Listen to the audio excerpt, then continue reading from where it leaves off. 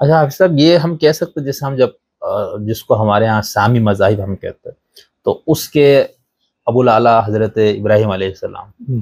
तो अगर हम इसको इधर ले आए हमारी इस तहजीब पे, हिंदुस्तानी तहजीब में, तो यहाँ पर जो जिसको हम हिंदू मजहब आज कहा जाता है, यानी जिसकी वेद वगैरह से शायद इब्तिदा हम करते हैं, तो क्या इसमें भी कोई ऐसी शख्सियत है जिसको हम ये कहेंगे कि वो इधर की जो मजाहिब है उन सब का, जैसे बुद्धिज्म खुद है ना, ये तो सही। हिंदू मजहब की एक इस्लाही तहरीक टाइप थी, या ऐसा कुछ आप बेहतर बता सकते हो? तो ऐसा कुछ है कि यहाँ पर भी हम किसी को कहे कि ये अबुल अंबिया यहाँ का, या हजरत इब्राहिम ही इन सब के लिए अबुल अंबिया होंगे? हिंदुओं के यहाँ जो इस तरह का जो कॉन्सेप्ट है वो है मनु का तस्वुर है। सही। और बाज़ हमारे उलमा ने लिखा है कि ये मनु वही थे जिन्हें हम नूह कहते हैं, नूह अलैहिस्सलाम। अच्छा।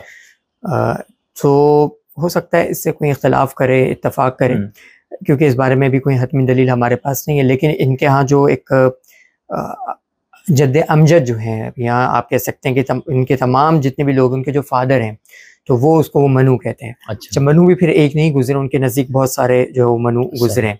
और अगर आप बुद्ध मत की बात करें तो बुद्ध मत के अंदर जो वो अमिताभ बुद्ध जो है वो सबसे पहले उनके यहाँ बुद्ध तस्लीम किए जाते हैं।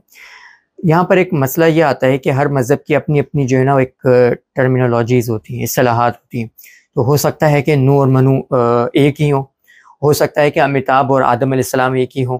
लेकिन क्योंकि हमारे पास भी जो कुरान के अंदर या हमारे दीन के अंदर जो नाम बयान किए गए हैं पैगंबरों के, वो इसमें ज़ात नहीं है। यानी हज़रत नूह अलैहिस्सलाम का, मुफस्सिरीन ने इसको तफसील से लिखा है कि नूह अलैहिस्सलाम का नाम वाक़तन नूह हो, ये बात ज़रूरी नहीं है। हज़रत ईसा अलैहिस्सलाम का नाम ईसा ही था, यानी होगा तो ईसा ही, अरबी में मुंतकिल हुआ है नाम। तो हो सकता है कि इनके और हमारे जो जद्द अमजद हैं, फादर हैं, वो एक ही हों, क्योंकि तारीख से कबल की ये बातें हैं। तो इस वजह से हमारे पास कोई ऐसा हिस्टोरिकल रिकॉर्ड नहीं जिससे हम इसको वेरीफाई कर सकें। बस कुछ बातें हैं, उनके अपने तस्वुरात हैं, हमारे अपने कुछ तस्वुरात जो वो मौजूद हैं।